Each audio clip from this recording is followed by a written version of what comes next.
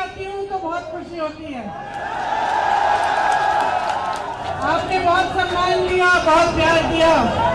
खासतौर से जैसे इमरान भाई कह रहे थे, पिछली बार भी मैं यहाँ आई थी तो बड़ा शो हुआ था। आज रामनवमी का दिन है, एक बहुत शुभ अवसर है, तो मैं और भी खुश हूँ कि आज मैं यहाँ आई हूँ। आप सबको मालूम होगा, वाल्मीकि रामायण में लिखा है कि रामनवमी, क्यों हम रामनवमी के बारे में लिखा है, और इससे हमें पता चलता है कि हम इस त्योहार को क्यों इतना मानते हैं। अब वॉल्यूम इतना ही है, सुन लो ध्यान से चुपचाप से सुन लो, क्योंकि गहरी बात बताने जा रही हूँ। रामनवमी क्या है? वाल्मीकि रामायण में लिखा है कि जब भगवान राम युद्ध भूमि में उतरे तो उन्होंने सामने देखा तो शक्ति, माता की पूरी शक्ति रावण की तरफ थी। मायूस हुए भगवान राम, मायूस हुए कि ऐसा क्यों हो रहा है। तो मायूस होकर उन्होंने 8-9 दिनों की तपस्या की। उन्होंने अन्न छोड़ा, व्रत रखा और 9 दिनों के लिए उन्होंने माता की उपासना आराधना की, ये समझने के लिए कि माँ शक्ति उनको क्यों दे रही है और ये शक्ति मेरे पास क्यों नहीं है। मैं आराधना करूंगा ताकि माँ की शक्ति मेरे पास आए। तो 9 दिनों के लिए भगवान राम ने तपस्या की, व्रत रखा, माँ की आराधना की और उन्होंने 108 नील कमल माँ के चरणों में डाले। जब 108वें कमल को नील कमल को डालने का मौका आया 9वें दिन पर, तो माता ने उनकी परीक्षा ली। वो 108वां जो कमल था उसको उन्होंने छुपा लिया। अब भगवान राम को मिल नहीं रहा था, संकट में आ गए, दुख हुआ, लेकिन उनके अंदर एक और शक्ति थी, श्रद्धा की शक्ति थी। तो उन्होंने, उनको याद आया इस शक्ति के द्वारा कि बचपन में उनकी माता उनको राजीव लोचन कहलाती थी, मतलब कमल जैसी आंखों वाले। तो जब ये बात भगवान राम को याद आई तो भगवान राम ने एक छुरा निकाला और अपनी आंख को निकालने का प्रयास करने जा रहे थे कि मैं माँ के लिए, माँ के चरणों में, मेरे पास नील कमल नहीं है, मैं अपनी आंख रख दूंगा। जैसी माँ ने उनकी ये श्रद्धा देखी तो माँ का दिल भी पिघल गया और माँ ने उनको रोका और कहा, मेरी शक्ति तुम्हारे साथ है, तुम्हारी तपस्या सफल हुई। तो ये जो रामनवमी का जो अवसर है, हम उस तपस्या की याद में हम इसको मनाते हैं। वो तपस्या क्या थी भगवान राम की? माता के प्रति तपस्या थी, लेकिन भगवान राम को हम क्यों पूछते हैं? क्या हमने उनकी सत्ता को पूछा था? क्या हम उनको भगवान इसलिए मानते हैं क्योंकि उनके पास सत्ता थी? आपको मालूम होगा कि भगवान राम के पास गए, सत्य की लड़ाई थी। आपने सुना होगा, रावण रथी विरथ रघुवीरा। इसका मतलब है रथ रावण के पास था, भगवान राम के पास नहीं था। सत्ता रावण के पास थी, भगवान राम के पास नहीं थी। सोने के महल में रावण रहते थे, भगवान राम वनवास में थे। भगवान राम लड़े, सत्य के लिए लड़े, और क्योंकि सत्य के लिए लड़े, सच्ची श्रद्धा के साथ लड़े, क्योंकि परोपकार था उनमें, क्योंकि उन्होंने हमेशा जनता को सर्वोपरि रखा, जनता की सेवा करी। इसीलिए आज भी हम भगवान राम को पूजते हैं। इस देश के सत्ता को कभी नहीं पूजा है, इस देश के हमेशा सत्य को पूजा है। यहाँ मेरे मुसलमान भाई बहन भी है, सलाम अलैकुम आपको। आप पैगंबर जी को क्यों मानते हैं? क्या पैगंबर जी को इसलिए मानते हैं क्योंकि उनके पास सत्ता थी? नहीं, आप पैगंबर जी को इसलिए मानते हैं क्योंकि उन्होंने हमेशा आपके लिए सेवा की, आपकी सेवा की। आप पैगंबर को भी इसलिए मानते हैं कि वो सच्चाई के प्रतीक थे, वो सत्य के प्रतीक थे। तो ये देश की पुरानी परंपरा है।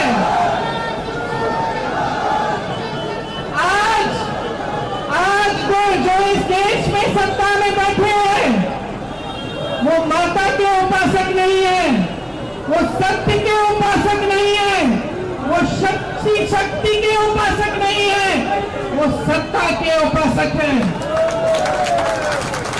वो सत्ता के लिए कुछ भी कर डालेंगे, सत्ता के लिए विधायकों को खरीदेंगे, सत्ता के लिए चुनी हुई सरकारों को गिरा देंगे, सत्ता के लिए बड़े बड़े उद्योगपतियों को इतना पैसा दिलवाएंगे, इतनी शौहरत दिलवाएंगे, इस देश की सारी संपत्ति दिलवाएंगे ताकि वो सत्ता में रह पाए।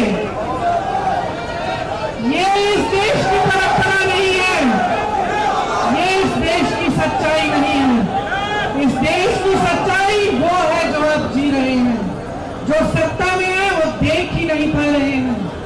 आज मोदी जी के इर्द गिर्द सिर्फ उनसे हाँ में हाँ मिलाने वाले लोग हैं। जितने अधिकारी हैं, जितने मंत्री हैं, जितने सांसद हैं, जितने मुख्यमंत्री हैं, उनके सब उनसे डरते हैं। सब उनकी सत्ता से डर के मारे उनको सच्चाई नहीं बताते। मोदी जी को ये मालूम भी नहीं होगा आज कि इस देश की जनता कितनी तड़प रही है, कितना संघर्ष कर रही है। इस देश की महिला के बारे में उनको ये नहीं मालूम है कि वो महिला जब दुकान जाती है सामान खरीदने के लिए, जब नवरात्रि का समय होता है, जब त्योहार होता है, जब कुछ सामान खरीदने के लिए जाती है, अपने बच्चों के लिए नए कपड़े, जूते, पूजा की सामग्री कुछ खरीदने के लिए जाती है तो खरीद नहीं पा रही है। ये बात मोदी जी समझ रही है, ये बात मोदी जी देख रही है।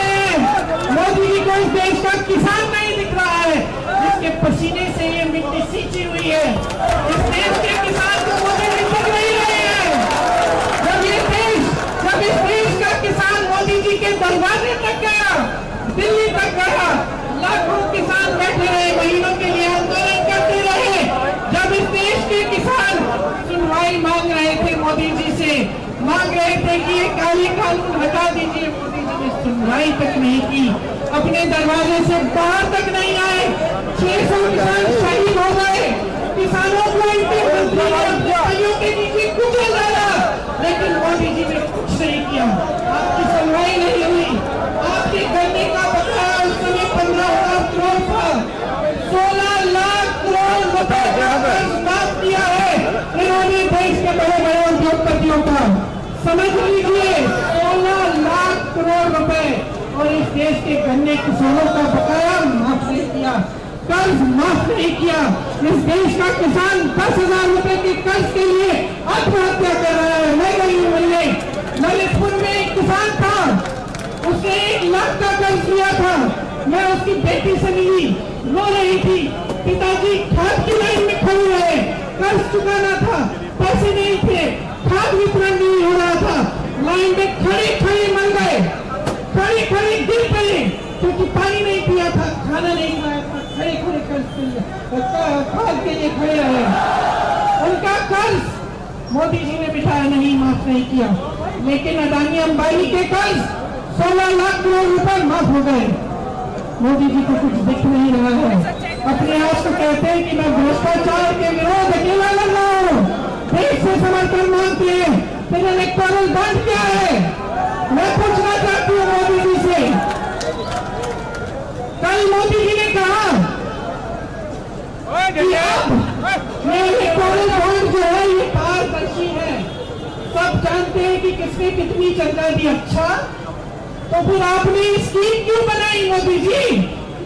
आपने ये इलेक्टोरल बॉन्ड की स्कीम आप ही ने तो बनाई। आपने बनाई क्यों? कि सबके नाम गुप्त रहेंगे। फिर जब सुप्रीम कोर्ट ने कहा कि ये गलत स्कीम है, इस स्कीम से भ्रष्टाचार हो रहा है, मोदी जी की सरकार को कहा, बैंकों को कहा कि सूची निकालिए चंदा की। अभी तो निकली है ये पारदर्शी सूची, नहीं तो कहां थी पारदर्शिता आपकी? आपने तो गुप्त बना दिया था सब कुछ। अब सूची निकली, सुन लीजिए भाइयों और बहनों, जिस कंपनी में 180 रुपए का मुनाफा, करोड़ रुपए का मुनाफा था, 180 करोड़ रुपए का मुनाफा, वो कंपनी तो मोदी जी की भाजपा को दे रही है 1100 करोड़ रुपए का की चंदा। आप सब व्यापारी हैं कि नहीं? यहाँ लकड़ी का व्यापार खूब होता था, आप समझते हैं। आपकी कमाई ही 180 करोड़ है और आप चंदा दे रहे हैं 1100 करोड़ की। कहां से आ रहे पैसे? आपकी कमाई तो नहीं है, तो क्या ये काला धन को सफेद करने का तरीका था? तो जब मोदी जी ने आप सबको कतार में खड़ा कर दिया कि नोटबंदी काले धन को वापस ये कुछ साल लाएगी, आप खड़े हो गए, आपने कहा हम देशभक्त हम चाहते कि काला धन आए। क्या आया? नुकसान हुआ आपका? क्या आया? उसके बाद जीएसटी आई, नोटबंदी आई, आपकी कमर तोड़ी गई, काला धन कहा गया? अब दिख रहा है सारा। अब इलेक्टोरल बॉन्ड की जब सूची निकली तो सब दिख रहा है कि काला धन कहा गया। ये है मोदी जी की भ्रष्टाचार के खिलाफ लड़ाई। मोदी जी की भ्रष्टाचार के खिलाफ लड़ाई ये है कि देश के बड़े बड़े गिने चुने उद्योगपति मित्रों को पूरी देश की संपत्ति दे रहे हैं। देश के सारे बंदरगाह, देश के सारे हवाई अड्डे, देश के सारे बड़े बड़े कारोबार सब अडानी जी, अंबानी जी, अडानी जी, अंबानी जी। इनके बच्चों की शादियां हो रही हैं, गहने इतने बड़े बड़े कि इस गाड़ी में फिट नहीं आते। और आप कैसे कराएंगे अपने बच्चों की शादियां? बताइए, कर्ज देके कराएंगे? चाहे किसान हो, चाहे सैनिक हो, चाहे पुलिस में भर्ती हो, कैसे कराते हैं आप शादियां अपने बच्चों की? सोचिए कि इस देश के साथ क्या हो रहा है। मोदी जी ने भ्रष्टाचार के खिलाफ लड़ाई अगर की होती तो आज ये परिस्थिति नहीं होती। तो आज देश की संपत्ति किसी 2-3 बड़े उद्योगपतियों के हाथ में नहीं होती, आपके हाथों में होती। ये जो आपकी सारी दुकानें बंद हो रही है, ये जो ठप हुआ है,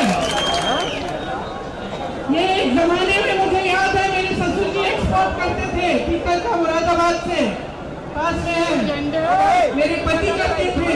मुझे याद है वो जमाना जब एक्सपोर्ट टैक्स नहीं होता था। आपको याद है? टैक्स नहीं होता था जब आप एक्सपोर्ट। Z News।